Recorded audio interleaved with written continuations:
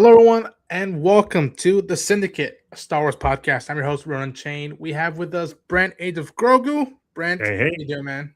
how's it going?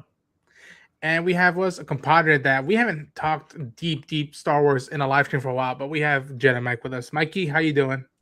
Doing good, man. I'm happy to be back talking about Star Wars. Yeah, yes, we will. But Yep. yeah, folks, we are going to talk about the Mandalorian and Grogu in full-on spoilers. So if you have not seen the film, please save this, favorite, pause it, and then come back, go watch it, and then come back and hear our thoughts on it. But we're gonna be diving into spoilers, our thoughts, our pros and cons about the film. But before we do that, unfortunately, like a few hours ago or a few minutes ago, Brent let me know that unfortunately, one of Star Wars' own, one of Lucasfilm's own legends, sadly passed away, and that is with Marcia Lucas. Um, Miss Miss Lucas, so for those who don't know, was George Lucas's ex-wife back in the day, and she was pivotal for saving Star Wars by the time it hit theaters. If you don't know your history of Star Wars, quick rundown. Um, it was a troubleshoot. Almost nobody had faith in this movie, and when they finished shooting it, it took a while to the editing kick in, and with Marcia Lucas's help and her two other editors, they put together the cut that ended up being in the theaters with the music and the noise and whatnot, and proof of receipts. She won an Oscar for the film back in 77 or 78 Oscars. 78. Yeah, and yeah, man, I always had heard of her, but I didn't know full on details until I had seen I think a couple of months ago a few documentaries on her point of view of how much a miracle, not just like the day and age of like, oh, it's just like CGI and the stuff back in the day. No, it was a miracle how the movie turned out by the way they shot it and how much 20th Century Fox was putting pressure on it, the stuff that George Lucas was on. But unfortunately, she's no longer with us. But I always, and people always heard it that like, oh yeah, Star Wars, thank God to George Lucas, but also he needed help along the way, and one of those pivotal helps was at the time his wife, who was an editor for phenomenal stuff. I think she also fun fact, she also worked on the film editing like team for The Candidate, THX 1138, Taxi Driver, New York. So she was friendly with Marco Cersei, but sad moment and sad reality that she's no longer with us. Brand, do you have any thoughts on Marcia Lucas? Yeah, I mean, I can go legacy? back to I could go back to the time that I was like still a kid at the time when I think it was either between Empire or Jedi was when it was just after Jedi when George Lucas separated from his wife, or just before I think it was, and I remember that being in the news back in Australia. That was the thing, and I realized she had worked on the movie, but young me didn't understand, what editing was and all that sort of stuff. So I didn't understand till several years later what an impact she had on Star Wars: A New Hope itself. And for those who are out there who do not know, editing is retelling the story by placing parts of the story in front of other parts to make it flow better, to make it work better. And the editor is really the second director. I mean, George Lucas directed the film, but the editor is, with all a doubt, the final word on this pacing of the movie. And she took, I was recent, as you said, the recent documentary is fantastic because there was stuff that I've seen in recent documentary pieces where it talks about the fact that it was a hot mess still under George, supposedly. Yeah. And she took it and repositioned sequences in the Death Star and how they got there and where they moved from A to B, which worked fluidlessly when you're watching the film in this, now. But apparently the original edit in 1977 was far from perfect, and she managed to shuffle it around. So it is a great loss because her name is, in my opinion, up there with George Lucas and in connection to Star Wars. And, as Star Wars won 7 Academy Awards, not for director, but for editor, she was the one, one of the few that, won the Academy Awards that year for A New Hope. So, yeah. Yeah. Anyway. What about you, Mike? You have any thoughts on Marcia Lucas? Yeah, there was a, I know I knew of her, knowing that again, just in terms of her impact, and just how her marriage, during that time was so pivotal for cinematic history. Even her collaboration with Martin Scorsese as well.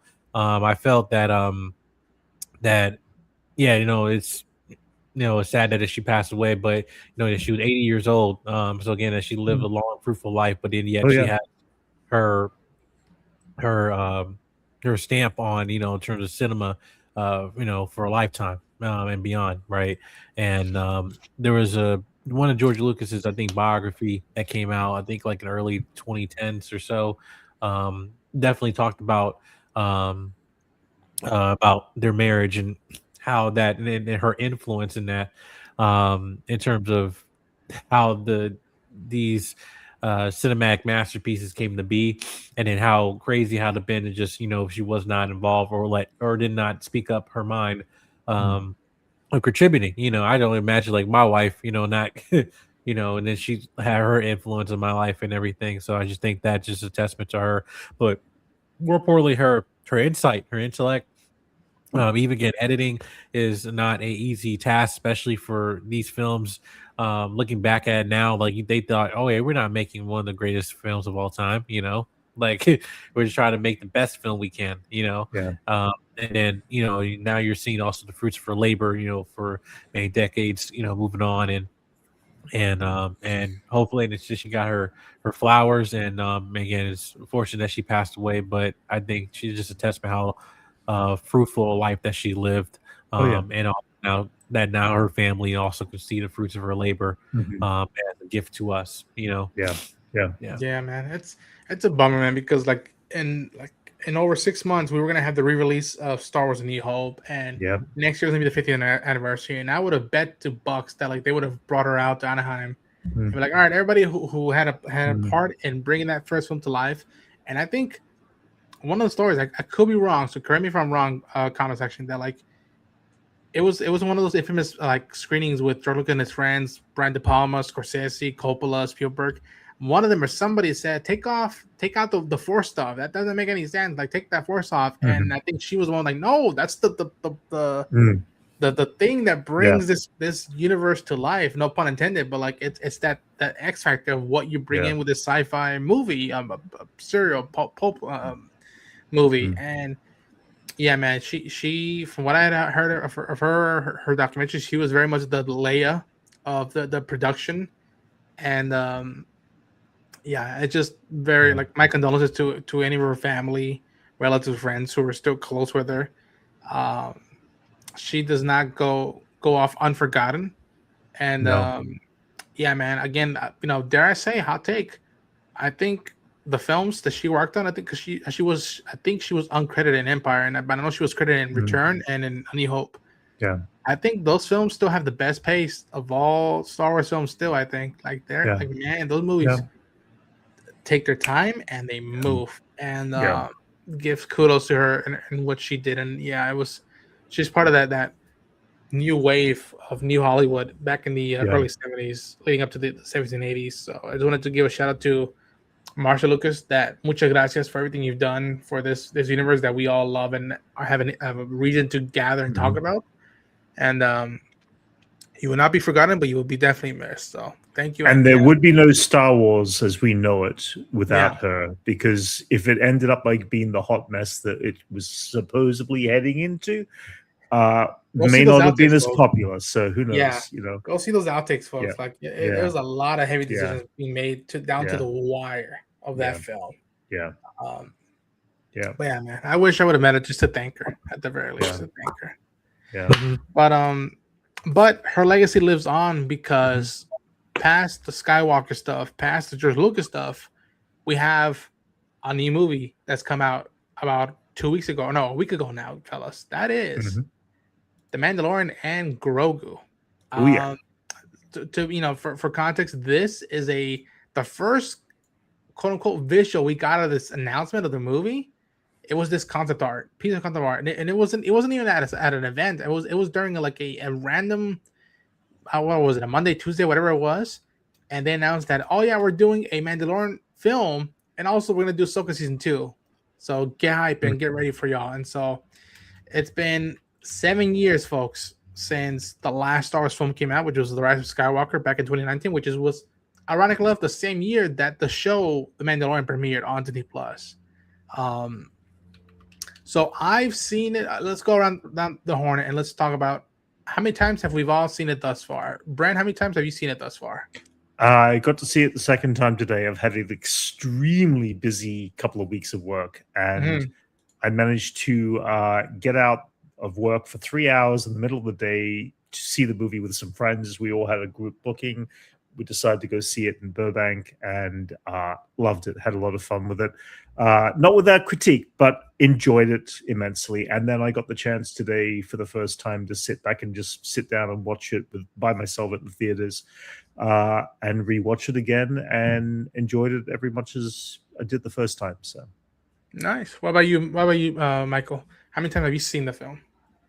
Yeah, so I saw it once, and then again, busy with the last couple of weeks and all that stuff. Had interviews and other things going on and moving and everything. And then me and my wife, we spent Memorial Day just being in the theater all day, just watching movies. Watched 3 movies: Sheep's Detective, Is God Is, and then the new film I Love Boosters. Okay. Yeah, but then waiting for our I Love Booster screening, we went to the theater, but they were playing Mandalorian and Grogu like the last 10-15 minutes right before they were getting out of the palace. Before the barricade of the X-Wing fighters coming in, and you see the ending of the movie. So we for that, just waiting for our next movie, and then I was just good to see the ending of the movie again. So I saw the movie once and a quarter. Yeah. So then I must be the wild one because I've seen it 3.25 times now. The first time I saw it was like Mike. We saw that the first 25 minutes, 30 minutes. He had seen that footage at CinemaCon. I had gone to the May 4th event, and man. I have my thoughts on the film. I've done a non-spoiler review on my channel. I have a spoiler review coming out mañana that will get into deeper stuff. But I was very interested to see how the boys feel after a week of this film being out in the open. Now that I think it's fair game to talk spoilers. How do we feel about the movie The Mandalorian and Grogu, that's been the first Star Wars film in 7 years, and it's the first film to feature, dare I say, as of right now, the 2 most popular characters in the franchise, and it's a transition from TV show to movie. How do we feel about this film? And I say let's start with Mike. Mike, how do you feel the switch from seeing these characters in television to now in cinematic scope? Yeah, so when this film was announced again, I was just like, why? Not because I'm not a fan of these characters. It's just like, okay, what's the difference here? As I was watching the show Mandalorian, just as you, we all did this show, or this IP of the Mandalorian and Grogu basically was a defibrillator. It was for the entire franchise, the lifeline at Cave during 2019 going into the pandemic. Right? Because this show spearheaded Disney Plus, right? The streaming service. But not only that, it spearheaded just in terms of having a little faith of Star Wars beyond the Skywalker saga, which at that point, again, it was still, messy at the time, just of them trying to wrap up because, we had Carrie Fisher pass and all this stuff. And then the rewrites, getting J.J. Abrams back, and then all that, the leaks, all of it. Again, YouTubers. And now we have this franchise going in. So when the movie was announced, like, okay, we'll see how it goes. But at the same time, I'm also very not cynical, but I'm very I hold Disney accountable, because I don't forget how many times they have announced in the time of when this show was announced to release this movie, that when they announced several movies, several shows that never seen the light of day. We get announcements and no execution. Announcement, no execution.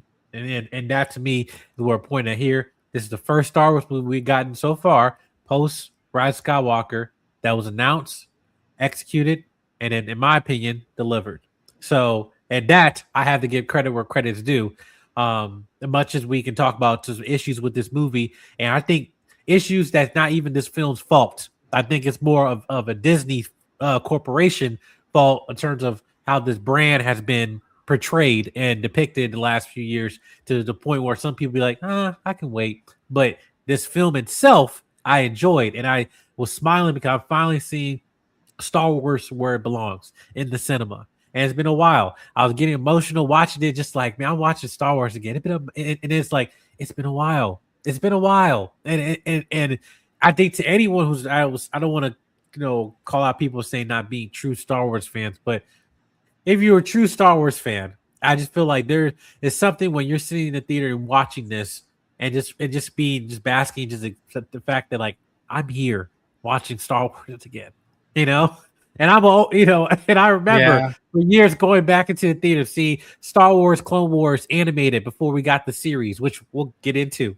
with this. Yes. And a matter of fact, I don't even use that. I'll go into, because this reminded me when I first saw Star Wars: The Clone Wars, and I was a kid, and I saw this character Rada, and now I'm an adult, and he's an adult, and it just things just kind of like the cycle of life, it's just kind of like, man, no, we grew up with this character, and I remember I have photographic memory of me sitting in the theater, not just watching YouTube. Like, I was in the theater watching Rada when he was captured and getting rescued, and now I'm seeing him defending for himself. And when he says lines like, "I'm not my father," that hit me, man. It's like that, and him playing with Grogu, as who's also now a baby, and where he was when he was a baby. Yeah.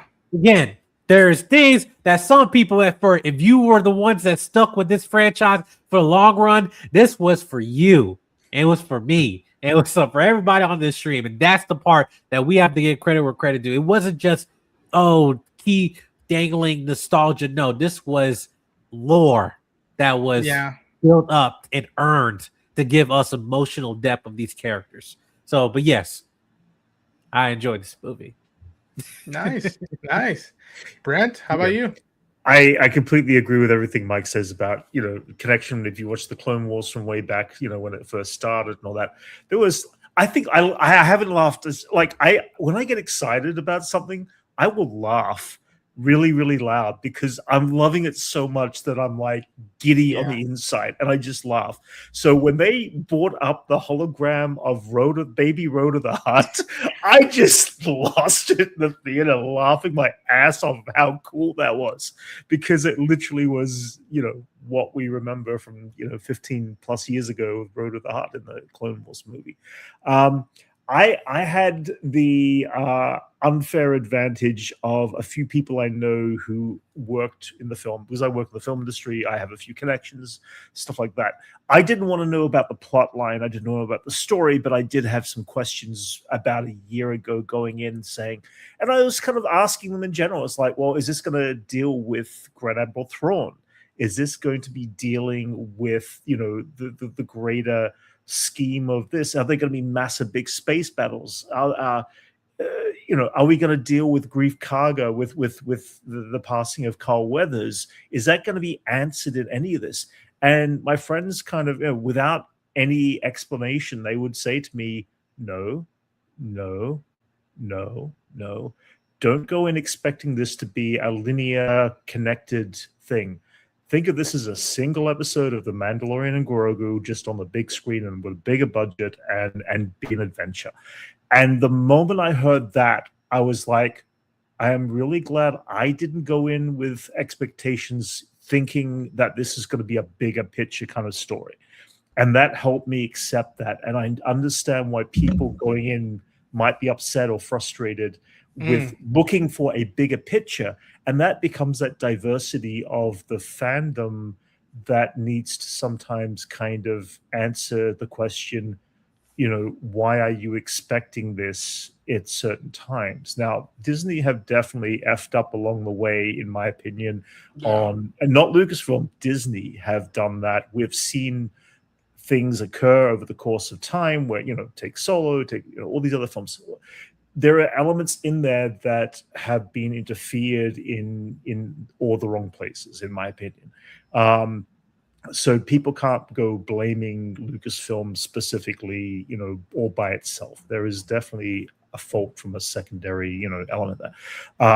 Again, in my opinion, I can't, prove what I'm, won't go into anything like that. But the stuff that has worked is the stuff that is generally just for fun. We saw this in Skeleton Crew. We saw this in Andor being so serious, and that was serious, but it was also entertaining. It was riveting and story like that. And as long as they can keep that pacing and keep the fans in that level, I feel like this kind of film will do well. But this is going to be a film that may not do well because there will be people going in expecting something completely different than they're going to get. And this was a popcorn film. Me going in knowing that, I felt completely comfortable with that in mind, and I enjoyed it for that. Again, it doesn't mean that the film didn't have a few areas I would love to have seen improved. And that's, I'm sure, something we'll get into soon enough for that, talking about our thoughts on what worked, what didn't work in our personal thoughts, I guess. So yeah, nice. I think that it's before I give my thoughts, because again, I've seen the film 3 times. That should say something about my connectivity with this film. But I want to get through some of our comments section. Thank you so much for anybody who's been watching and commenting. We'll get through your comments right now. Teague O'Neill says, I have positives and negatives at Ronan Chain as it relates to the Mandalorian and Grogu. I'll get the negatives out of the way to move on to the positives. I did not care for the reset approach for Jin and Grogu with the film, as you got that with the series. This was very much a TV episode structure film with how the previous 2 acts switched between Din and Grogu before converging in the 3rd act of the episode. The story needed another draft or 2. I would have preferred that this film had actual stakes for Din Djarin. I saw my misspelling, and Grogu, like I have him finally talk, then reveal that he's had the ability to speak for months. It would have been the Lard Kenny and Logan Carr moment for the entire series. The marketing, the lack of focused, aggressive marketing, I believe, will end up having hurt the film in theaters. Now on to my likes. I like the world building, the set designs, the creatures, the puppetry, the animatronics. I felt was a vast improvement over what we got in the first 24 hours. Also, the visual effects got a complete overhaul from what we got with the TV series. One other nitpick I had was the editing. Hey everyone, Cameron Walker. How you doing, Cameron Walker? Overall, I thought this was a decent film to have a good time and laugh. It sounds about right. Ronan Chang, going to have to miss the stream. Haven't seen the movie. Rip. See ya, Jeffrey. Enjoy the film, man. I think the one thing that can be said about anything related to Filoni's projects, directly or indirectly, is that there's interconnectedness of current Star Wars outside of the sequel trilogy. Non-Star Wars topic, but Ronan, have you seen any other Yellowstone spin-offs? That's a random question. Cameron Walker, yes, and maybe I might do reviews here and there. We'll see. That's most of the stuff that I just watch without camera and the microphone. That's just me. Teague O'Neill, great comments thus far. Some I agree, some I disagree with, but we'll get into it. But yeah, so I really like the film. I really like it. Now, having said that, to me, I think the first hour, I effing adore. Like, I am just like, keep it going, man. Like, this is the mission. Let's do it. And then we get to that hour, and, Commander Coin is captured and delivered. And then it becomes another project, another story going into it. And I remember being like, and even after the first time, I'm like, I really like that second half, but the simple main core thing that should have been dealt with for like 2 hours, if it's gonna be a 2-hour movie, is that thing of like, we got to capture this Imperial warlord.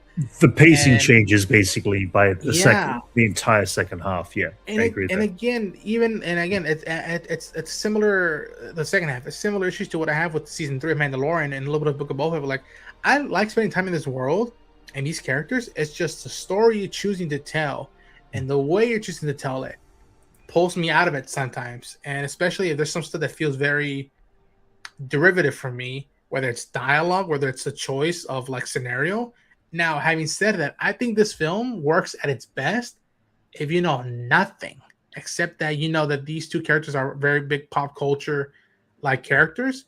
Like, if you didn't know that Grogu could heal, I do think that you do feel, and again, you do feel that maybe Din might die when he's been poisoned and bitten by the dragon snake. And again, you know, I don't. That's nothing against the puppetries and the time we spent with Grogu and the Anzels and whatnot. Like to me, for the puppetries and the animatronics, you guys bring those characters to life, and you guys should be, you know, chariot across Hollywood just as much as the big stars, because you guys bring those characters to life, and we show up to see it. It's just a choice of pacing and story to do that. And I remember I said in my spoiler review, like half of that second half should have been sprinkled in the middle of the first hour to be like, why are we caring about these characters? And now what's their goal? What's the mission? Is no, you got to stop these Imperial warlords who won't give up even after a war has been fought and ended. Yeah. And yeah, man, to me, listen, Ludwig Göransson's score, man, when I'm not seeing that movie, I play that playlist and I'm seeing the scenes play out in my mind, and it is just. I'm the reverse with the score, but I'll go into that a bit later too. Well, here's the thing. I might know why, because a couple times there are different choices and like tracks that are right now very popular. Not easy listening. And if you listen to them closely, they're almost riffs of the main Mandalorian theme. And my only desire is that a couple of times I'm like, don't just riff the Mandalorian theme, just stick to something else that doesn't have to do with like the Hugo Durant theme, the Martin Scorsese character. As a very like, I don't know if this is a weird like deep cut, but there's an old show back in HBO with Jon Favreau as the host called Dinner for Five.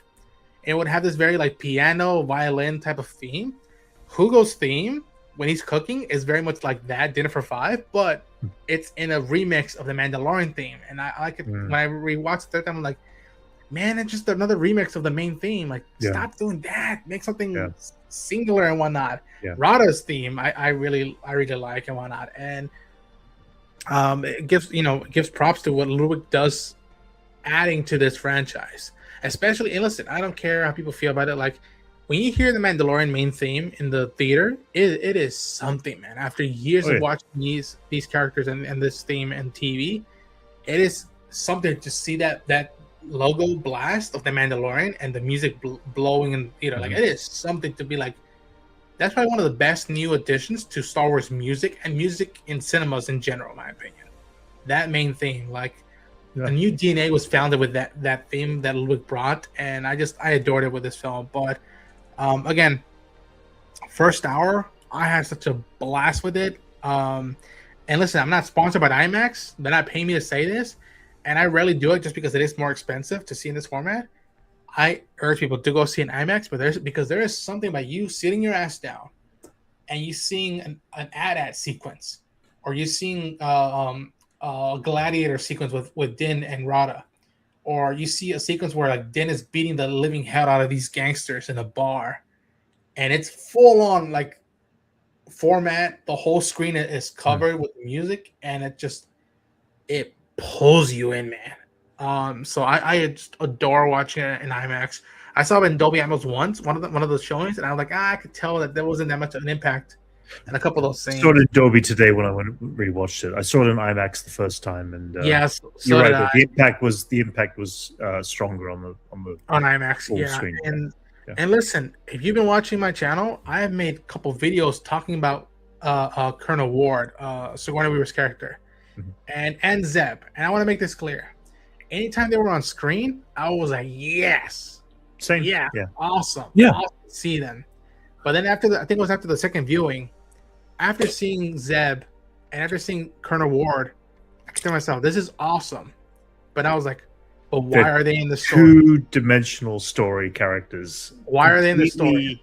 Completely two-dimensional. There's no third dimension to them. Can I? Oh, please, actually, Mike, please. You were going to say something? Oh.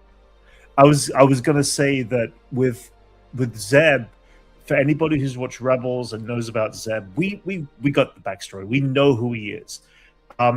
My biggest question is, why has he parted ways with Hera and all that? You know, the group of, did they just disband? Did they disperse? They could have been something as simple as a line. I had a fallout with these, with my past crew. There was this. At least then you got some depth to the character. And it's not saying fan service. It's simply giving you that it can lead into something down the track if Zeb ever reunites in Ahsoka season 2, which I'm going to guess he will have to. Why is he here at the Delphi base? As a character that we know before, but to somebody who knows nothing about this, who might have just seen this for the first time, he's just this B character who flies the ship. And we got more out of Chewbacca in Star Wars: A New Hope, through Han Solo, knowing what their relationship was. And we didn't get that same connection of relationship with Zeb. And I mean, there was moments between Zeb and Din Djarin, but nothing that tells his story as an individual. Yeah, as an individual, and nothing that sets up the pace that there's things to be improved with him, from this point on, if he is at conflict with other characters, or whether he's just chosen to be. Those little things do annoy me, but it pisses me off even more when people say, well, fan service. Like, in this case, if you add a little bit more depth of character in there, you don't have to know a single thing about him. Road of the Hutt had probably the most developed fan service, and not fan service, but the most developed introduction of character and arc. Yeah. And I know that Zeb is just the guy who flies the ship, but come on, he's a respected character. You want to have a little bit more of that. Colonel Ward is a character that none of us know, and she was the most two-dimensional character of all. And granted, Princess Leia was a little two-dimensional in Star Wars: A New Hope, but they had improved over the years on creating depth of character, and we've only expected that to go forward. So as for who she was, blowing up was enough of an arc of that says who she is. She was willing to risk her planet's livelihood for the greater good, and she had to stand there and watch it explode. Yeah, like that tells you a lot about the character without her saying, a monologue, if you will. But right, you're right. Yeah, exactly. Yeah. So ultimately, Colonel Ward, she's she's Sigourney freaking Weaver. They're lucky to have had her in this film. Yes. But and I'm just going to go back to Stranger Things season 5. They had freaking Linda Hamilton. She was just as two-dimensional of a major actor who you put in a role just to say you've got someone in that role. Yeah. And you got to pay the actor a little bit more respect by giving them a bit more to work with. And I felt like that whatever was said behind the scenes definitely did not come through on camera. Specifically those two characters, and Embo, Embo is a hired bounty hunter, and usually most bounty hunters are mysterious and all that. But I guess in the sense of, would I like to have known more personally? Yes. Did we need to know more about him? No. We didn't necessarily need to.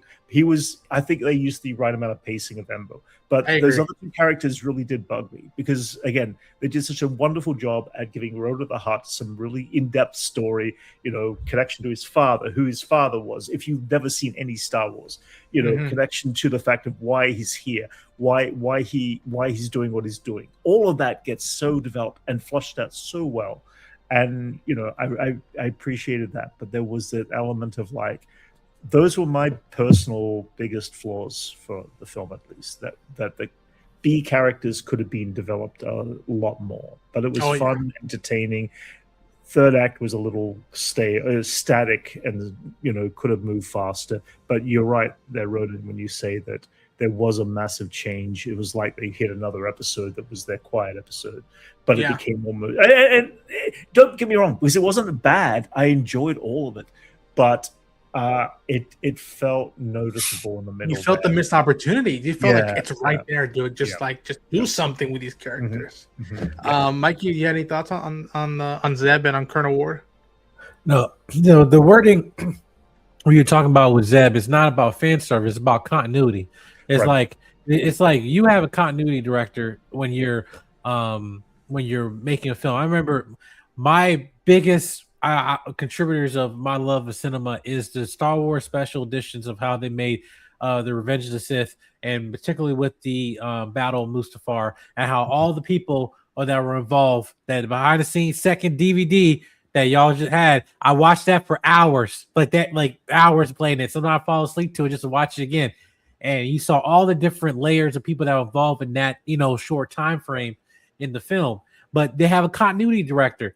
What's Amon Vellani? She was talking about in the Marvels when she was shooting. It's like, yeah, I know the director or writer was like saying, oh yeah, come on, do this. I'm like, wait, like that doesn't add up to what happened in season 1 of Ms. Marvel or in the first Captain Marvel movie. Like, you know, that's the fan service is one thing of like, oh, you see this person here. You know what's fan service? The Dejaric Easter egg of the arena of the when they had the chessboard.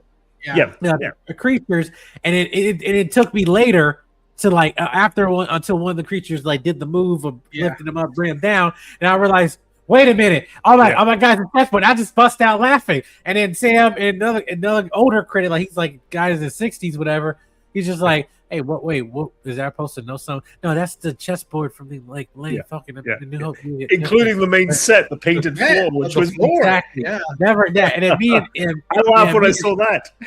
Right, I was busting out laughing because I was just like, wait, I didn't like it was right in front of my face, and I didn't catch it until later, like at the end of the sequence, like, oh my gosh, and this is smart.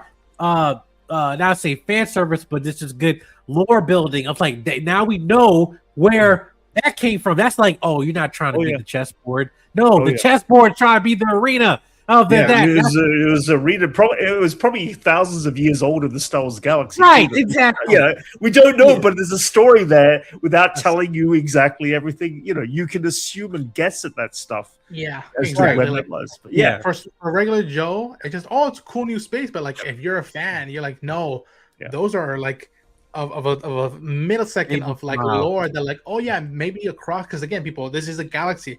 Maybe there's a planet where it's just gladiator fights and they scatter and hunt down and pick up all these creatures, and it's like it's their Pokemon equivalent. It's their, you know, Brainiac equivalent of collecting these creatures and putting them to kill each other and whatnot. It's like that's something to expand the universe. But if you didn't know that, well, now it's just another cool sequence to see of combat, other than just the same, you know, Millennium Falcon chase or whatever it may have you. It's like, all right, I've never seen this before, like this in this format. Right, and also to the point about inserting this as lore building. My biggest issue with some of the sequel trilogy, the fact that we having Star Wars films act like Marvel movie humor, where like you in certain scenes, it's like, okay, well, you talk first, I talk first. Wait, what? What'd you say? Boom, boom, whatever. Small things. Now, it didn't bother me, but when I'm talking about when you make and I don't think it was intended to be a joke, but when you have humor that's within Star Wars, that makes it more funny. Because like, oh, I get that. And I'm laughing, even though you weren't trying to make a joke, but I get that. It's like, oh my gosh, look how amazing it is. And I just bust out laughing. Was not meant to be a joke. I'm like, this is Star Wars humor, you know? So it's like, and that's the part like where I thought why this film was a win, because like, yo, this is the new, the identity, the spirit of Star Wars that I feel we just been missing to have, where when we try to lose our way, let's just go what's trendy. Marvel movies are trendy. No, Star Wars is Star Wars. And as much as we, you know, people get like roll their eyes every time they hear that, you just know when it's the spirit of it, when that moment happens. But to your point, you talk about with Zeb, again, there's one-dimensional characters here, and I think again what the structure of this of why the story of this film, and to your point, I would have like a line delivery, you know, but I think that would probably to Dave Filoni, maybe that might have been too distracting, because there's always the back of my mind, okay, what's going on with Thrawn? Where's Ezra? Where's that? Like, where's everybody else? As like, you know, like he's here, right? And I'm like, why are you not with them? That's your family, you know. So it's like, but to Zeb, when we had the action sequence, everyone's just in the audience, just like, yeah, man, and that's all you get. That's all you get. But it just talks about having history with conversation. Like, I was feeling Ahsoka Tano's presence when Rada was speaking. Yes. Right. Yeah. And that's, you know, and that's line delivery. And to your point, he was to me the best character of this movie. And I felt that we got more of him, but he just got like, all right, got captured and then we stopped the movie to focus on Grogu. Now here's the thing. I don't mind Grogu. I understand it, but it's been 7 years now. But yeah, he's adorable. I didn't get that popcorn bucket for a reason, because like I get it.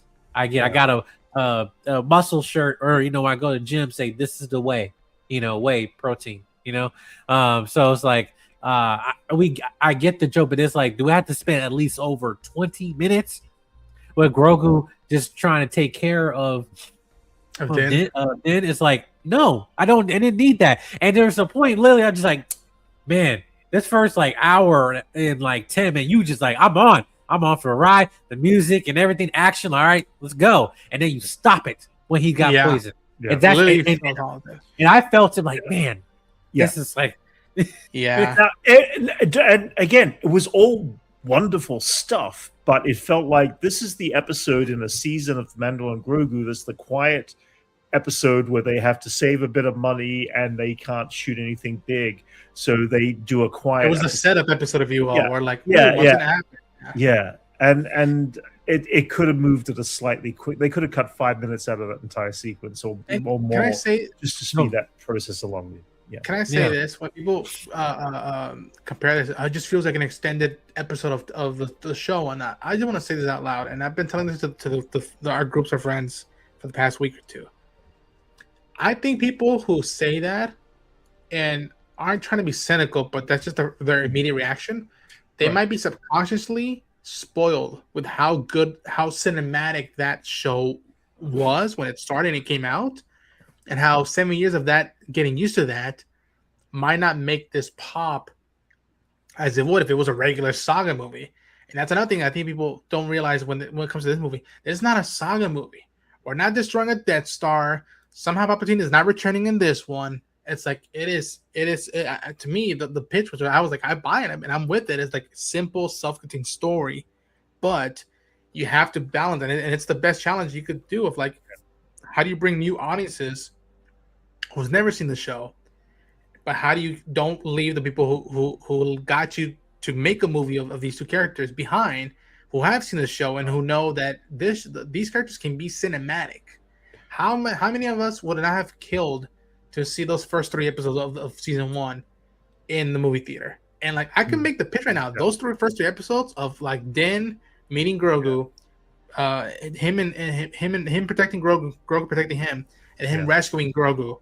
That's a movie right there. That's a 3-act movie right there. In those first 3 episodes, I would argue, like, you could do, and it would have been perfect, simple, self-contained, but connected between characters. With this one, it felt like the premise, and they've been throwing in the trailers and the T-spots. It's not about getting revenge. It's about preventing another war. I was like, okay, cool. We got to stop these Imperials. And what does that do? And you got to sprinkle it in the middle without having the halt at the hour of like, okay, you guys are trying to do good by the galaxy, but you are a father and a son.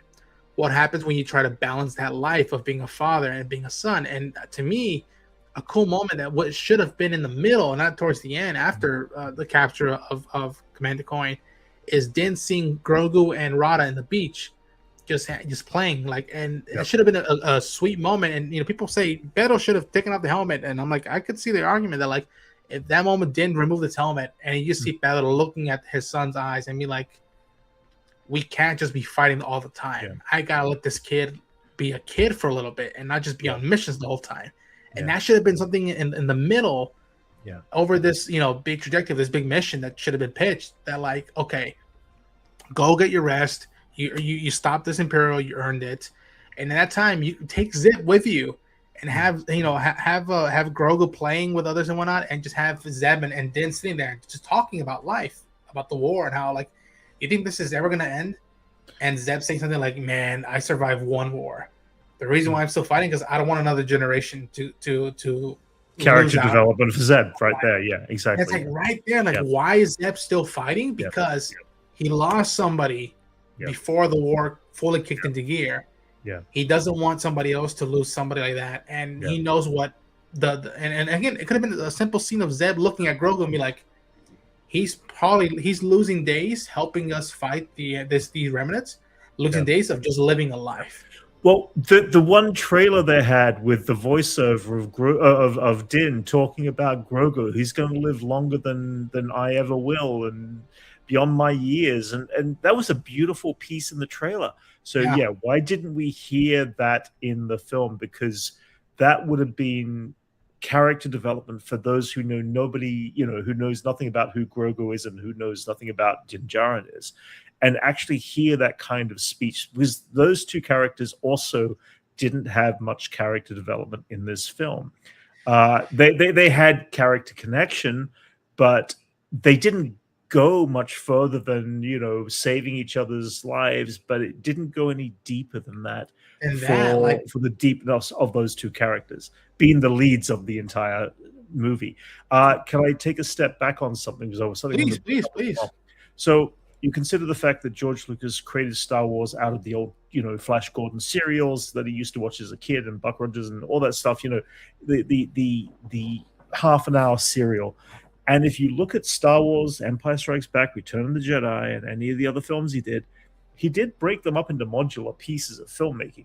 The first film was on Tatooine. The first part of Star Wars was on Tatooine. The second part was in space and, on the Death Star. And the third act, which was all the space battle. And they were broken up into smaller groups, into smaller things. So for The Mandalorian and Grogu to be and feel a little bit like a TV episode put together on the big screen for a movie, didn't bother me that they actually still broke it up. We got the whole first act, which was the action adventure act. The second act, going after the getting captured and all that sort of stuff. And the third act, the battle and all that. There was that. It was a little mispaced in definite areas in this film. And I wish it was more of a direct, 3-act structure, because I felt like, it was right in the middle when the middle of Act 2 changed rather than the end and all that. So I felt like that was a little bit muddy in those territories. But you got to remember that any Star Wars should feel like a TV serial, that at any point they could cut it off and go, this is the end of episode 1 in the middle of a feature film, and say, to be continued to next week kind of thing. And you follow those characters into the next part of the journey. So that's something that people have a difference of opinion on, how you take something like episodic, which is the half-hour episodes of the week, and you're used to that, and then they start complaining that the feature film feels a little bit like that. But if you go back and you look at A New Hope and Empire Strikes Back, the first planet's, the first part is entirely on the ice planet. The second part is entirely Bespin, Dagobah. That was a cut through. Third act is Cloud City. Cloud City, yeah. So you got that element of all of George Lucas's movies where they are broken into 3 acts, and very distinct, acts that are individual, 35, 40-minute episodes of a story being told. So, yeah, as I said, it didn't bother me that we were seeing season 4 packed into this. Also, the fact is, if this was season 4 on television, we wouldn't have had nearly as much Hutt interaction, because the amount of work and I love the Hutts. I think the Hutts are some of the coolest design stuff all the way back since Jabba. Granted, I get that you have to deal with CGI for the Hutts, but I still enjoy them as a race, as a element of the underworld. I always will associate them as that. So I enjoy when we get anything with the Hutts, and we would never have had anything near that complexity in television, especially with Rhoda, the amount of stuff that had to do with that storytelling and being told. The twins were some of the best parts of Book of Boba Fett. I'm like, okay, cool. The gangsters element that they've been pitching us, it's here. The Hutts are gangsters. They literally, it's called the cartel, the Hutt cartel, whatnot. And Mike, I don't know how you feel about it, but like, to me, when it comes to stakes, and again, I know you're trying to bring in new audience. And again, not everybody knows that Grogu could heal, and that like the poisonous stuff. And well, that happened in season 1. You could do that. Like, that's where I feel like it felt tricky with me with the film, because, and I said in my honest review, like I'll say this, I didn't feel the stakes or danger, but I did get almost emotional and teary eye of the notion of Din willing to part ways for the safety of Grogu. There's a moment where like he realizes like the ship's not gonna fit him. They're small people. He tells Grogu, "Go, I'll be right behind you." And tells him, "Go." And then he sees the ship fly by and he says, "Goodbye, kid." Like, to me, I was getting a little emotional. Like, oh my gosh, after all this time, this dad still cares for the kid, and he's willing to go down swinging to like give him time to escape and all that stuff. And I was like, I hope to God that like they realize, like, listen, all of us didn't feel the stakes for this, but save this moment when the day comes that we have to part ways with Din. Like, make us feel this of like we're actually saying goodbye to this character. And even at the end, he was of service. He wasn't selfless. He wasn't selfish. He was selfless. How did you feel about the stakes for this film, Mike? Because again, now all this stuff, it's cool and all this stuff, but like it's what loses some of the connectivity that you're trying to do with this film when trying to connect two audiences to a new movie. Yeah, in terms of stakes, there was none. There was like, I know you're not killing Grogu on your first Star Wars movie back in 7 years. You're not killing Pedro Pascal because he's your Marvel money making machine, at least right now for the next 2 years, give or take. And also I know branding. We like, again, you're not. There was no stakes in this whatsoever. Was not fearing the life of Din when he even got poisoned. I'm just like, okay, what's the next point? What's going on? That's where all it was, right? But to the point of like not having stakes all doesn't mean it was a waste of my time. No, as I said, that does it feel like a TV? Like, yes, in terms of the episodic, notion of it, where parts is cut off for structure going into the next act, but for me personally, I felt like even with those stakes, again, I think it was necessary. Like, yet you saw Grogu be like, I'll say, the most resourceful that he has been ever, throughout the series, just on terms of holding his own, even though he's still working with somebody else. What what was it? The I forgot the creature's name. The Zalians. Yeah, and Zelens. Yeah. Zelens. Yeah. Which which they had a good interaction. Get on the ship, had the thermal imploder or thermal, and there, just like it was that was smart. But like you seen that there, I was perfectly fine with that.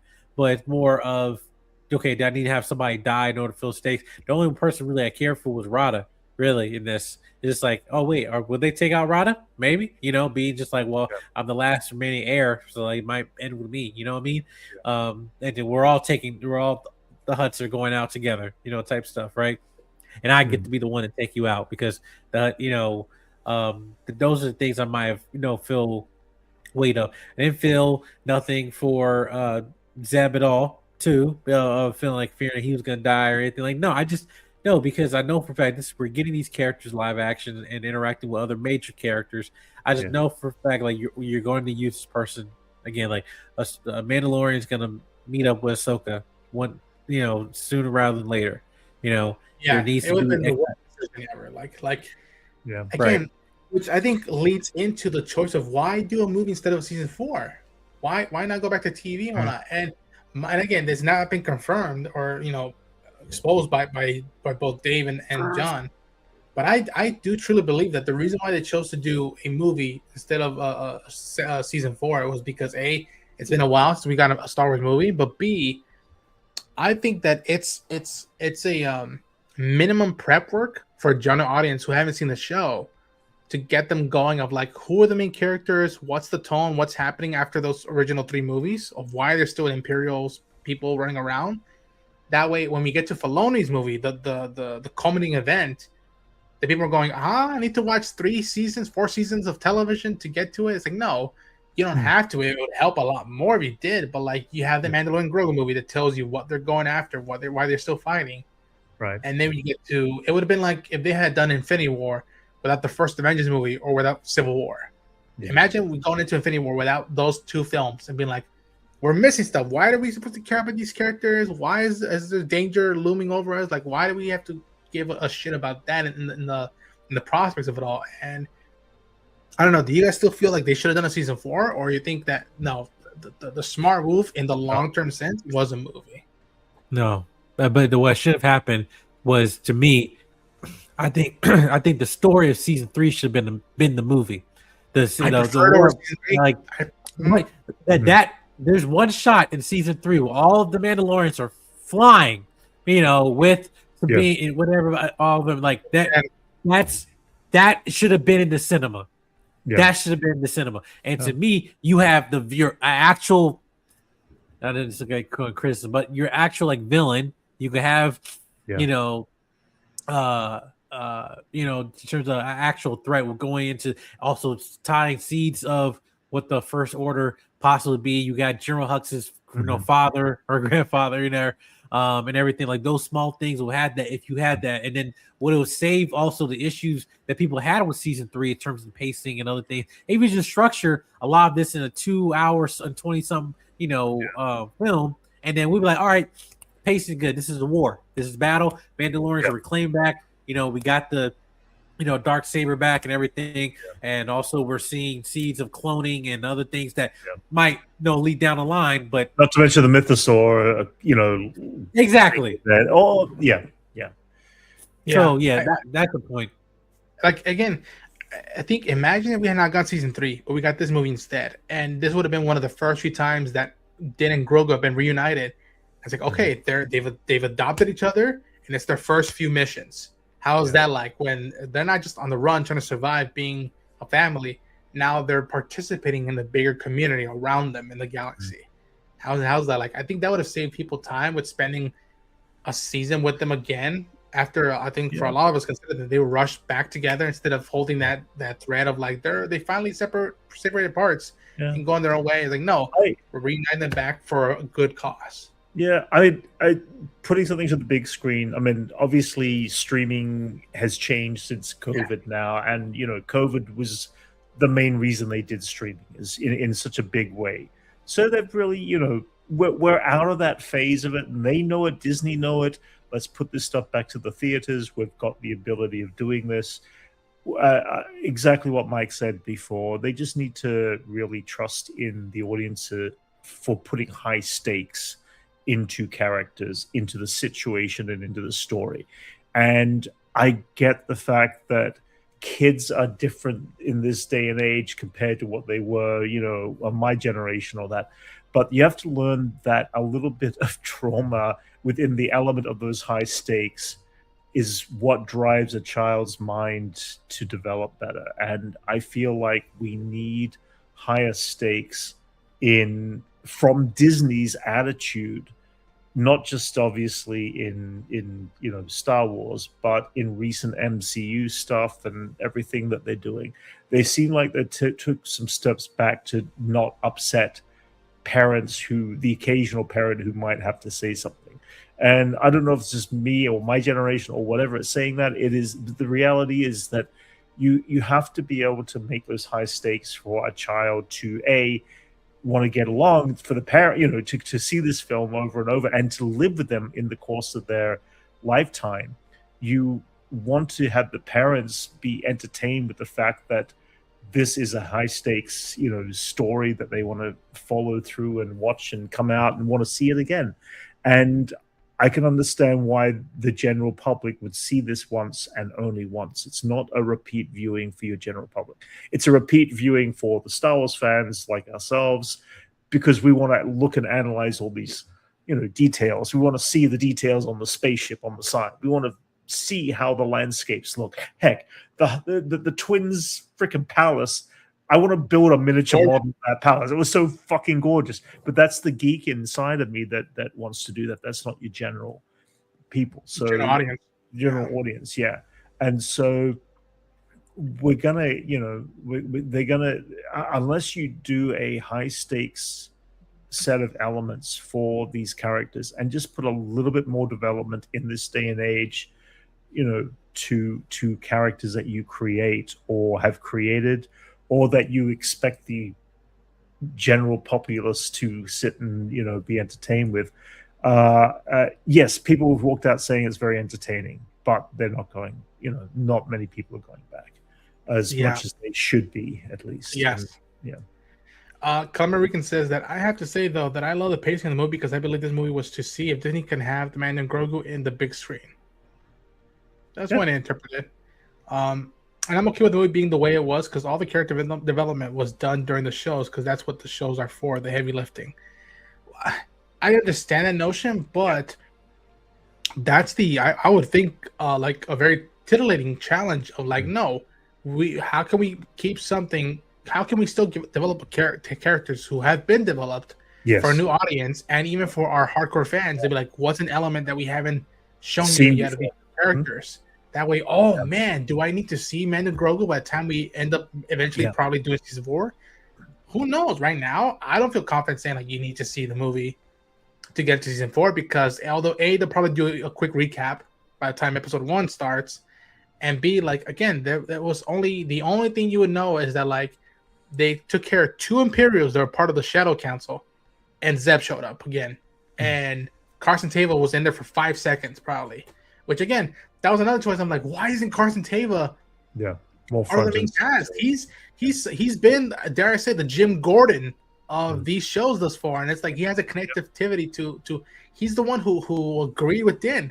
Din said, hey, I'm a work for hire. I need money. You need Imperials taken off. I'm good at doing that. Let's work together.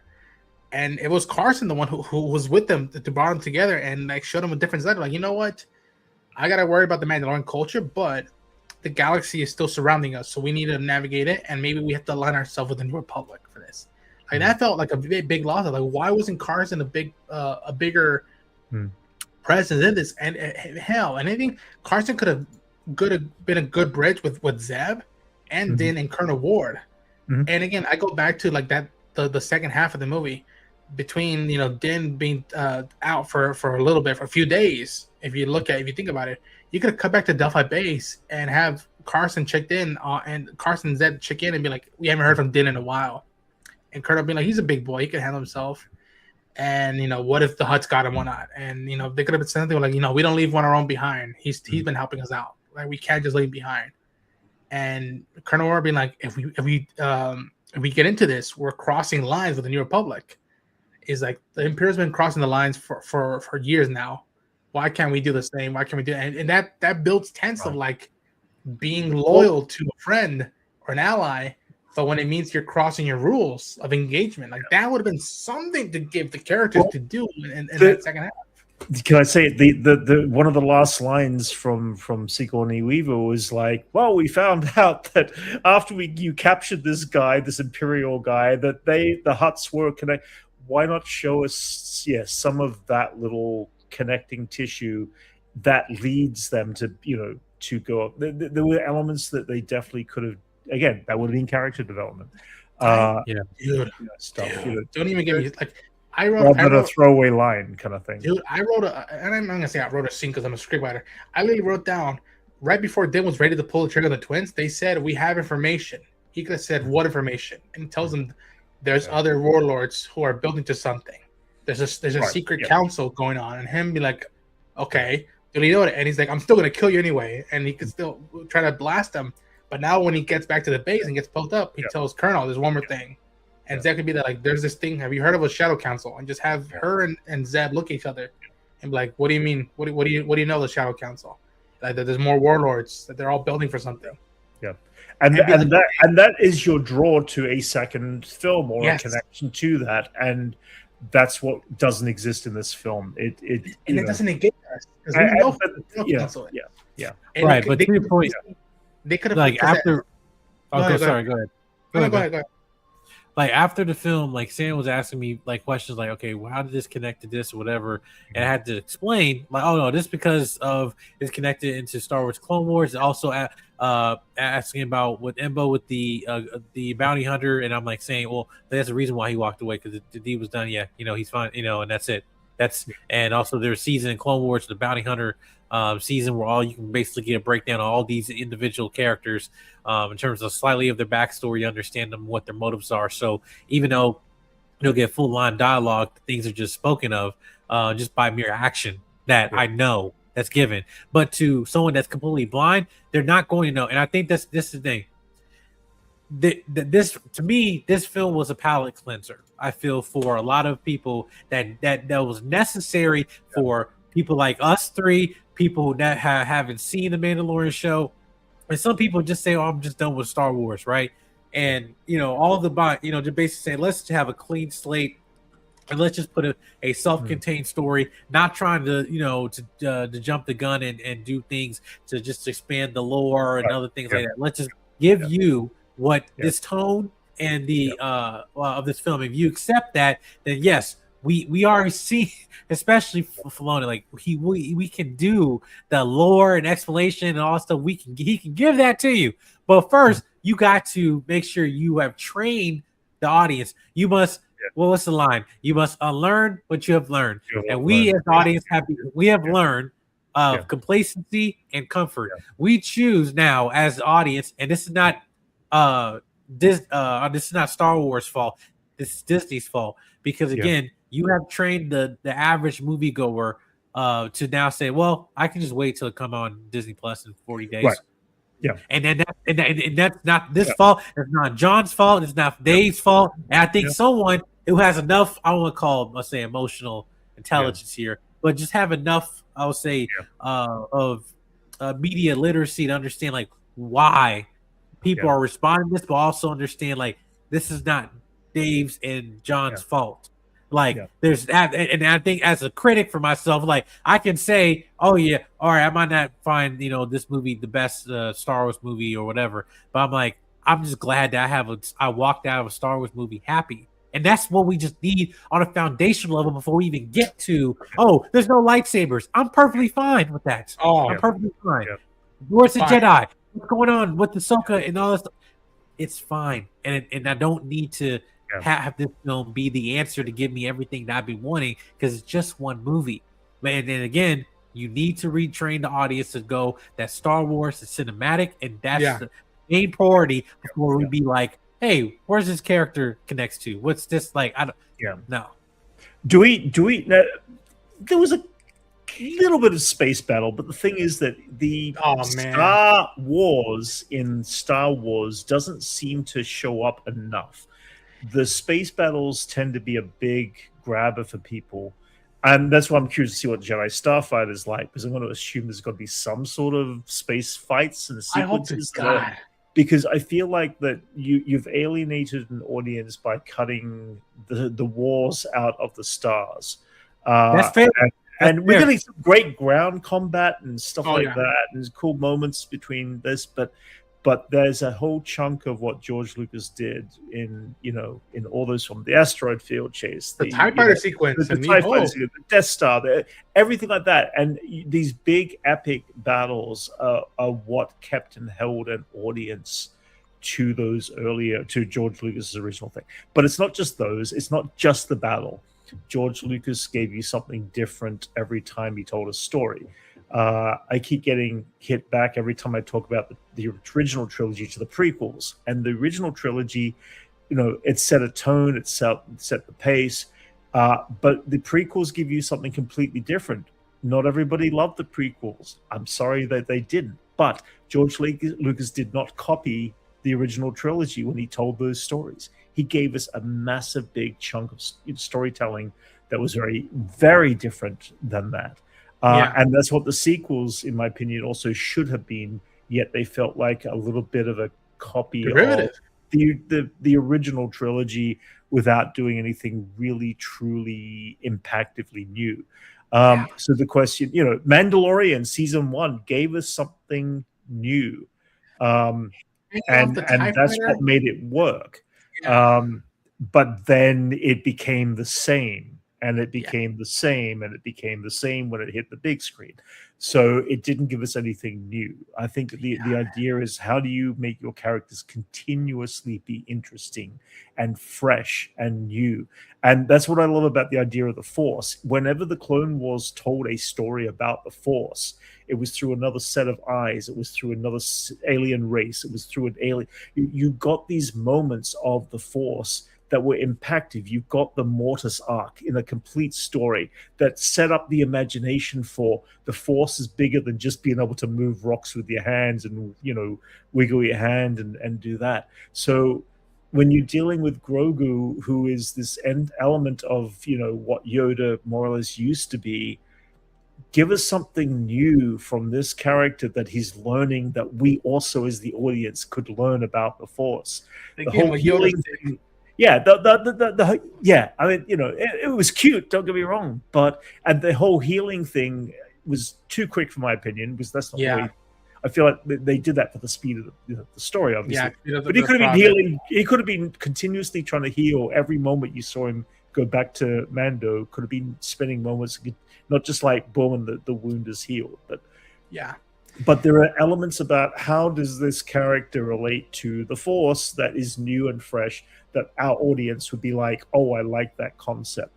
And, again, this story is not about the Force as much as it is about, a father-son relationship. But then give us a father-son relationship with something we haven't seen already, that we haven't seen in the past 3 seasons, that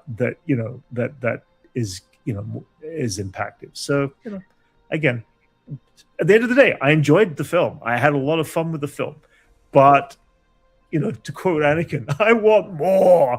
Yeah, like listen, I want to make this clear. As we've been talking about, like, well, we would have done our perspective of that. I want to make this clear.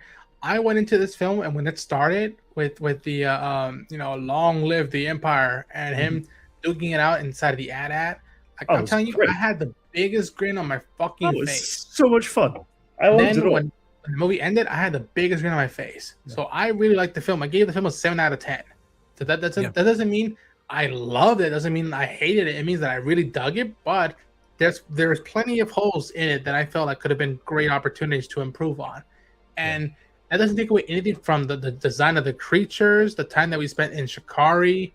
Mm-hmm. I love that element. The fact that we spent in a gladiator arena with the Jar creatures and whatnot. Like the fact that we got the Amonimons, like to me, that is wild that we got these creatures in. Like, like we got one of my favorite characters of Jabba the Hutt's palace was the Amonimon. Dude, very throwaway. And like this is how you could do a new element where like they could swim and they're mobile outside of the water. And again, even Hugo, like this was a sweet moment that felt like, oh, I could spend an episode of just cooking in Star Wars. But like, and again, the action in this film, I adore it. And shout out to Brendan Wayne and Lateef Crowder, who got credit, like third or fourth credit billing on the film. Like, I was so happy and proud for them. Like, kudos to them who really brought the action. But like you were saying about the flights and all that stuff, the stuff with the Razor Crest. Awesome, but again, we've seen the Razor Crest in action before. Right. When we got to the sequence with the X-Wings, look at this. Behind Colonel Ward's figure box, it's her in the helmet. If you're not going to tell me any more about the character, show me about the character. Why is she a colonel? Was she that good of a pilot? And although it was fun seeing X-Wings and Y-Wings in the big screen, they were doing another trench run in Al-Hada. Yeah. And there was no conflict. Not even conflict. There was no personality to this sequence with the X-Wings. It was literally all right, all in, and then here, the again, I recognize they did a trench run, and somebody says, "Here they come," and it's like I've heard that line so many times, and it's like no, something different with the X-Wings. Do something different with your editing, your camera angles, your shots, your angles, your movement. Follow the X-Wings right through the battlefield of over the planet. Take some of it into space. Do a little bit of that. I'm sorry. Sorry, no. To that point when you're saying about the angles, like to me, I feel like, and I hope Starfighter gets into this, but I trust it will. But like to me, like Rogue One, I thought when they went and the call outs about Go Leader and all that, that's the angle. Like, yes, you're right. Yeah, that feels Star Wars. Yeah, I agree. I was going to say, sorry. Go ahead, Brett. I was just going to say, the one on the rated character also I really, truly loved and would like to have had a little bit more on was Gattori, the little hick lizard guy swinging on the porch. With Grogu. Atypical character for a Western to be that one character who's the healer who, was able to, connect with there was some nice stuff there, but that also was a little out of place in some cases. That character was there because he needed to be there. And that prolonged the stretching of that slow pacing. But at the same time, it was like I did love that character a lot. I thought it was a cool character. I know, for like going into people were like, that character looks somewhat similar to Yoda's mentor from the EU, and then people were like, is that Yoda's mentor? I was like, I don't think they're gonna go that deep with that character, but I could be wrong. But yeah, man. We've been going over an hour. I think we're gonna start wrapping things up. I don't know if you have any other thoughts, but like I enjoy spending time in Shikari. I would have loved to spend more time there, to be quite frank. I love that they take the inspiration of Chicago, giving that vibe for that city. And you know, again, it's to me the movie could have done so much heavy lifting with Zeb and if we were gonna get it with Dan or Grogu, do it with Zeb and Colonel Ward, and just tell me why is he still in the fight and what's she about? Yeah, like why is she still after all these years? Yeah, it's weird.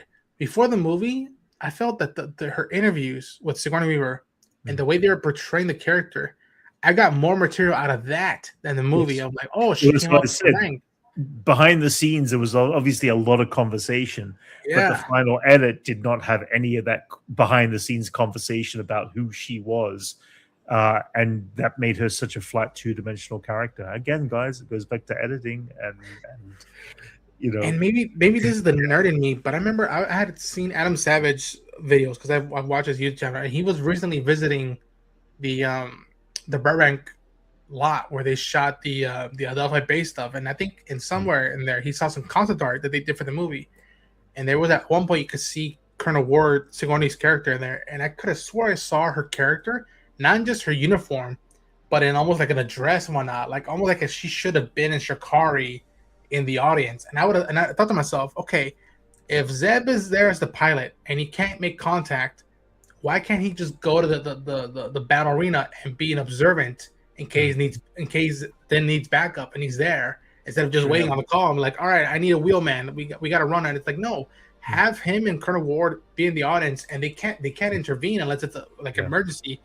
And if Din has to fight his way out, they're gonna be there just to watch him fight his way out and observe. Okay, how good is this guy? Is he just a cool guy with a helmet and his like kid buddy on the side, or does he walk the talk? And like that would have been an interesting thing of like you see Coin and his minion there like giggling about this. You have ex-rebels there doing reconnaissance, just watching, be like, okay, if something goes wrong, we get out of this way, we get out of that way. And I don't know, I just felt like that was, even though I love that first hour, there was plenty of space to expand on and heighten more our connectivity. I'm like, why are we following these characters other than that they're cool looking? And there's some of us have seen some of their prior stuff, like even with Sigourney. And listen, I prefer this or what she got in Defenders, but I was getting a little bit of PTSD in Defenders because I feel like I brought more to the character than the character brought to me. And I was like, you could do this with her, you can do this with her, and maybe she knows of Harrison Dula, and maybe again, there's a throwaway line you could have done of like, Dan, you're not the only one hunting down Imperial warlords. So what do you mean? There's a lot of people who don't believe. Problem. This is like after The Force Awakens. I remember I was young before. And then we're seeing the entire cast of The Force Awakens, and you're like, who's playing who? This Domhnall Gleeson, everyone, Lupita Nyong'o. She's gonna be a Sith or like a side adventurous type of character. No, do not. At this point, you have Martin Scorsese voicing a alien in this movie. It's like, I think there's people that the fact of like, oh well, we're just the fact that I'm in Star Wars, I'm just happy, which is fine. Like hell, we got Lizzo and Jack Black in this bitch. Like, it's like, and we don't want to talk about it, but it's like they're in Star Wars. But it's like, but I think for me personally, as a fan, I just think about the expectation of these actors. Like, okay, the big name, I know why you cast this person. It's like, I don't think that, Sigourney Weaver was the only person that could play her character in this role. Right. Someone else could have done it. And I think it's more of the writing of like, okay, listen, well, she did what she was given, and what she was given was her presence, her time. Yes. So, I mean, really it is. It's like we have to have star power. We have to think that we need star power to sell a film now. In the Star Wars universe, because we tried other stuff. When Solo came out, was there ultra huge star power as someone like a Sigourney Weaver in that film? Was there? Is that what they're trying to use to draw the audience now? Obviously, we've got Ryan Gosling coming in Starfighter next year, and he's got himself up there as being he's where Will Smith was when Will Smith was at the height of his, power kind of thing. I think at this point, But it's not just him. You have Amy Adams, you have Mia Goth, Right, you have Aaron Pierre, and it's just like, you have that talent. You better give them damn well good material to go That's on. it. Yeah, they got to have the material to go with it. Otherwise, they'll be reading Sigourney Weaver lines that doesn't, always connect. And Sigourney Weaver seemed like she was doing a really decent job with the material. She was. I buy it. She came up in the rebellion. I buy that she might know Leia pretty tight. I might know Hera pretty tight. But like, I want to hear it. I need to. Until you say it, you're just a background character to me at that point. And if I'm not mistaken, this is the first film where there was no tie-in material. There's been no announcement of like a novelization. There's no tie-in comic book or novel. Like, if you won't do in the movie, give me something in the book. That way, I know. Okay, this look means this, or this line means that, and like you could bring into that. But like, thus far, it's just been my It's just, and again, it's a dangerous rope that I try not to walk on. But it's like, okay, if I'm not gonna get anything out of the movie, then I gotta give something to the character. If I'm never gonna get anything at all, which is like my fan theories of like, all right, what if she was part of not maybe at the Battle of Endor, but she was part of the Battle of Jakku, and she was at the part of the Battle of this and that, and like, again, a lot of that stuff goes a long way, even for those of us who are familiar with these characters. Again, I wrote down somewhere. Give us a character that has an opposition to Princess Leia. Give us something that tells you about this character that you thought the same way, but you really had odds with that character. Just give us something to give us. And again, people will call that fan service or tie-in. It's like, yeah, but that will help develop that character by throwing us a couple of lines here and there. At least actually for new audiences who don't know the character. Yeah. Again, I wrote down. I wonder what Zeb and Mando's first interaction was like. Yeah, because we surely didn't get it. Like, Luke and Ahsoka's first interaction, we never got that, and it's like, why? Why are you suddenly pairing up like legacy characters without giving us their first interaction? Because you want that to be an impact on the audience. You don't want it to be a passing thought that's going to be picked up from a novel writer or a comic writer or an animated show that you may not necessarily watch down the line. Why? I don't know. Yeah. Even then, with Luke and Ahsoka, we got more development because a line or two said so much. Where her saying, just like your father. Right. Said everything you need to know about, like, if you didn't know that much, like, oh, she knew his dad, and his dad was a big deal back in the day. But man, that first conversation would have been fantastic to have seen, her. Which I think Dave deliberately didn't show, and I think he knows what it is. He's just taking his time to show it to us, which I'm okay with that. But like, if this isn't your quote unquote your main characters of your comedy event movie. Anyway. Give them something that way they know that, because the way they talk is like they trust each other. It's like, okay, that trust hasn't been developed. Like, I could buy it, but I need something material to believe in it, other than bringing my own baggage of it, I think. But even if you never knew who Hera was or who Princess Leia was or anything like that, even if give us something that tells you you've had either conflict or friendships with other characters that are meaningful for some part of the audience, but create a development of character to the other character, to the other part of the audience who doesn't know who anybody might be. Her argument with Senator Ziono said so much without her doing too much of like, did you find the war, or you just waited till it ended? And like, I know, like, you don't understand.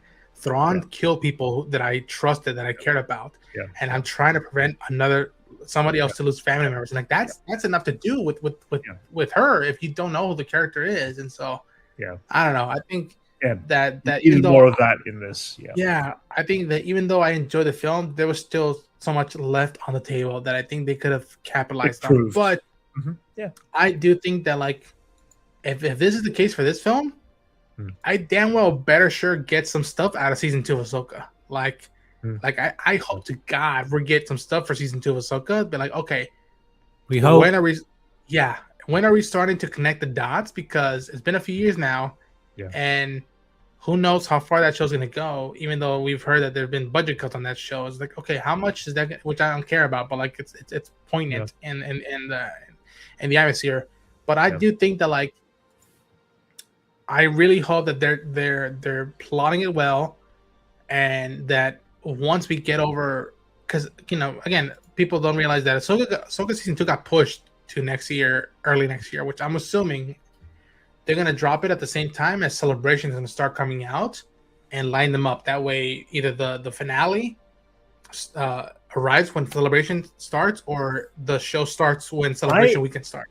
I in my gut, I feel like it's going to be in January. They're going to do a January. Let's start the 50th anniversary off with a bang and give us something there. That's my personal guess. Yeah. A lot of people saying closer to Celebration. I'm like, no, is it though? I mean, it was originally slated for this year, so that would have been like Book of Boba Fett started the last week of December and went into the new year. Yes. And instead, why would you start something that would go into the new year, especially for the 50th anniversary, but drop it at the beginning of the new year?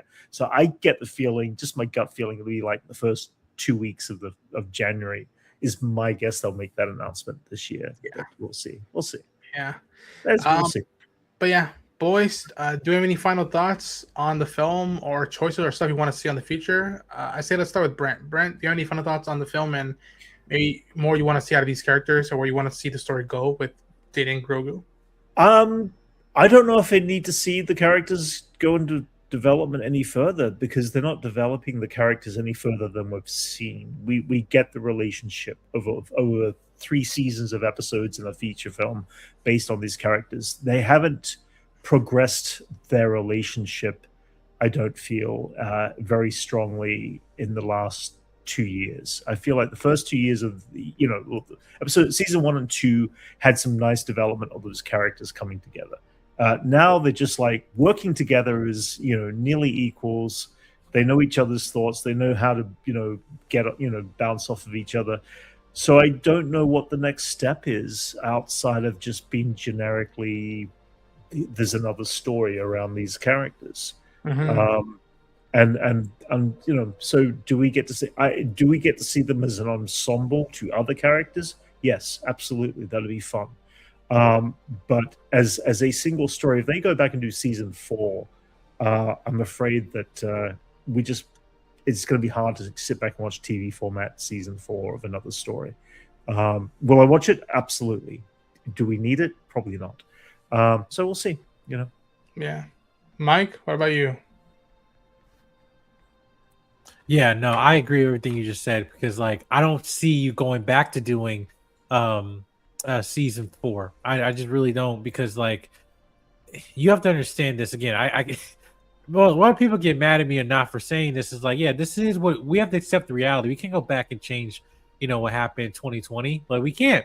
And with that, we can also change what's happened on other previous seasons and on other shows that added, another, emotional arc that I wish we would saw on the big screen, but it is what it is.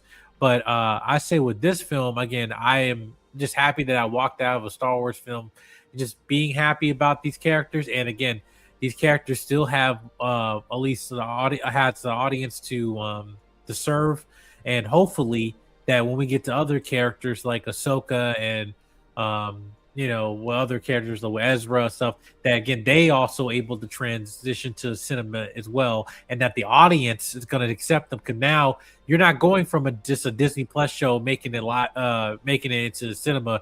You're making a live action show now, and from animation, and there's an argument to be made that Star Wars fans through animation is different for some Star Wars fans in the cinema. And me, I think we're all one the same, but again, I can't speak for everybody else. But yeah, I do agree that this film, as not perfect, it did what it needed to be. It just brings us back and remind us why we love Star Wars. And it reminded me why I love Star Wars. And that to me why I feel like this film delivered. And I'm happy that John and Dave are on the helm for this. And I know that this brand is definitely in the right hands under their care.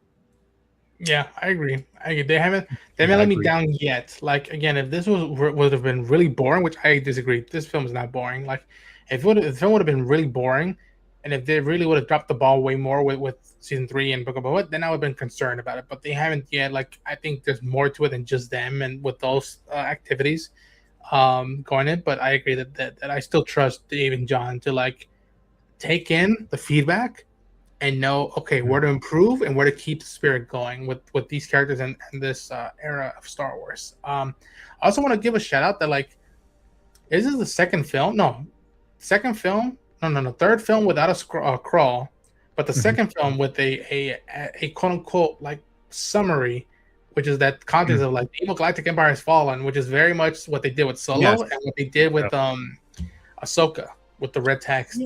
I'm fine with that. Yeah, I'm fine with that. Same. Yeah, I'm fine. Not nitpicking at all. Like I'm glad they had it there because again, it started there, and then but going into the intro of the title sequence, you know, that to me, like, yeah, that was also for fans of the show. Of just kind of going to that, and which also I agree with your sentiment on some parts of the music where it's like, do we need that theme repeated? Like, you know, I get it, but this is now Star Wars on the big screen. We need to, you know, see how we transition this. But the crawl. Now, I don't know how Starfighter is going to be. I really do not know in terms of how they're going to set up. I don't even have no knowledge of timeline for with them. I really don't. Other than just the way, like, is a crawl, you know, necessary? Or is it just a Ryan Gosling film in Star Wars? Who knows? So, only time will tell how that be, you know? Yeah, man. And also, one more thing that, like, listen, we barely see him without the helmet, but this is the first Star Wars film being led by a Latino, and like again, I haven't brought up that much, but you gotta like, there's something weird for me, and not even weird, but something like ballistic to see this dude up on the big screen with a Star Wars movement on his belt, and even though he's not speaking Spanish, that's a brown dude right there, and like you have no idea how giddy I was. And again, people, you know, I'm in the middle of a big audience. People are cheering, hollering, but like you have no idea how much I was just like, holy shit, man, holy fucking shit, man, like this is happening for real. And like, yeah, it could have been better, but I had a blast with this film, and like I can't even imagine when we do the culminating event, and then we have Pedro, and then we have Rosario, and like imagine like I just it is so happy. Like I wish I would have been at CCXP Mexico to see how Mexico took in this film's presence, took Pedro in, and how much there was a lot of love for Pedro and what he's been, you know, the ride he's been going on, especially with this character. And so I just want to just give a shout out to like this, even though I really dug the film and I have my critique and nitpicks of the film, like this means something for a lot of us, and like it's still mind-bending to me that I'm like, you know, almost 50 years into this franchise, and it still has fresh blood going into it. And I just wanted to shout out that meant a lot to me as a Latino. I'm like, holy fucking shit, man, that is super. Sorry. If I had my mustache right now, I'd be like, yo, it's one of my paisano right there on the big screen doing his thing. And yeah, that was just sweet to experience and whatnot. But man, I'm gonna leave off with this. We are getting closer to something like this. Going for either 2 hours in a movie or for 8 episodes of a show. And I'm not gonna lie, y'all, if y'all thought Shadow Warrior and Ahsoka, or you know, from the Desert Comes a Stranger and Book of Boba Fett, if you thought that was apoplectic of a moment as Star Wars fans, or the finale of season 2 of Mandalorian, if you thought that was gonna freak us the F out, when this comes to play in some form or fashion, I think that's gonna be a long day. Remember, like, wow, we finally did something that isn't just a Skywalker saga. It was like a coming event that harkens to EU stuff, but doesn't negate the development we've had with these characters. And I'm just giddy for that day, man. Like, especially for next year, once we get to Ahsoka season 2, it's like, what else? What else are we going with? Is it just Thrawn, or is there more to it as an antagonistic element for this time period in Star Wars? And like you guys were saying, I hope Starfighter brings in another vibe into the franchise. The cinematographer of that film is the same cinematographer of F1, and I adore how much that film looked in F1. So I can't imagine if they did that with a racing car. Imagine what they do with spaceships. With behind that man's camera. And so I'm very looking forward to that movie. But yeah, folks, that was our roundtable of The Mandalorian and Grogu. I want to thank so much the fellas for taking the time out of your day for geeking out about Star Wars and just letting out our sense about this franchise. Like, again, we care about this franchise so much but that doesn't mean we're not shy from giving, I think, valid opinions and point of views without feeling like condescending or like we are deserving of stuff. Like we feel like we are ownership of this. I don't feel we have that ego among us. No. And the entitlement is what some people tend to get, and they need to let go of the entitlement and just accept certain things, and some things are going to work and some things are not going to work. Simple as that. Don't settle for less, but also don't be afraid to give critical opinion and thought. Give critical opinion, and also give like kudos when something does work in a movie that maybe it's a whole own film. Like again, we talked about how that first hour worked for a lot of us. Yeah, that doesn't take away the amount of the time the crew took to make this film. The music, the cinematography, like the everything about the set designs, the CG work that the VFX artists must have gone through for 4 years to do this movie. So I'm proud with how we've been behaving about this film, and can only hope people get better with how they talk about this film for the next few weeks. But we'll see, because God help, stuff like Disclosure Day and Supergirl and other movies that are coming. Universe, there's a ton of films coming out this summer. So yeah, these films do not have much shelf time on the big screen. Sadly, yeah. Like, again, folks, I get it. Some of you are going to wait for Disney Plus. Trust me, when you get a chance to see a Star Wars movie in the theater, go see in the theater. It's epic. Absolutely. Yeah, go see in the theater. Don't wait. Don't wait for TV. But muchachos, thanks so much for taking the time out of your day to hang out with me. Let's go around the bin and everybody give a shout out to your own channel and plug anything you want that you got working on. Let's start with Mike. Mike, what do you got working on? You can follow me on YouTube and Instagram at JediMike7, brought to you by Solo Media. I got interviews and stuff still coming from CinemaCon, and also other coverage as well, preparing for San Diego Comic-Con as well, and also Scary Movie Disclosure Day and Master of the Universe and all that coming up shortly, and I got my reviews for there, and my adventures with Superman 2 as well, season 3. That's coming out on, I believe, in June. So we got reviews coming out for a while. So everywhere at JediMike7. Thank you for having me. Thanks, man. Thank you. Brent, you can catch me at Age of Grogu. I haven't had the chance to do much material recently. My last stuff was more Shadow Lord. If you get the chance, go check out some of that. Some of my reactions. I'm laughing a lot in that, but I'm laughing a lot because I'm so enthralled in it. Someone left in the comment about why does he laugh so much? And it's like, I'm laughing because it's my way of being excited. As for anything coming up, I just haven't had the time. Work has been consuming for me for the last month. So I will endeavor to get more content out there, but unboxings, things like that. Picked up some really cool new toys. Micro Galaxy Squadron just released the LAAT LE ship, which is such a sweet ship. Look at this guy. Look at it. Look, so cool. Anyway, yeah. I'm going to do an unboxing, or I'm going to drop an unboxing video of that, of course, sometime soon. If I get the chance. My brain has been too busy to do stuff. Anyway, that's about it. Beautiful. But yeah, folks, tune into the boys' channel, subscribe to them. We got a lot of stuff going down over the next 2 months. I'll just say that right now, between a couple of anime shows, right now, the stuff that's like down the line that I want to cover and talk to the fellas about is stuff like Lanterns. It's stuff like X-Men 97 season 2 in terms of TV, and then we got Disclosure Day. We got Spider Noir as well. We got Disclosure Day. We got Supergirl. We have Spider-Man Brand New Day. We have Tony, the Anthony Bourdain biopic film from A24. There's a lot of stuff coming down the line, and much like Mike, I'll be making my way to San Diego in July, and so you might see some stuff from both our channels during that weekend. And yeah, man, if you're a Star Wars fan, tune into all our channels. We're hardcore Star Wars fans, and this won't be the last time we talk about Star Wars together. And trust me, there's still more stuff coming out of Star Wars this year, and enough prep work to get us to Ahsoka Season 2 and Star Wars Celebration, which I feel like we might try to pull something pretty big among all fans / creators of YouTube.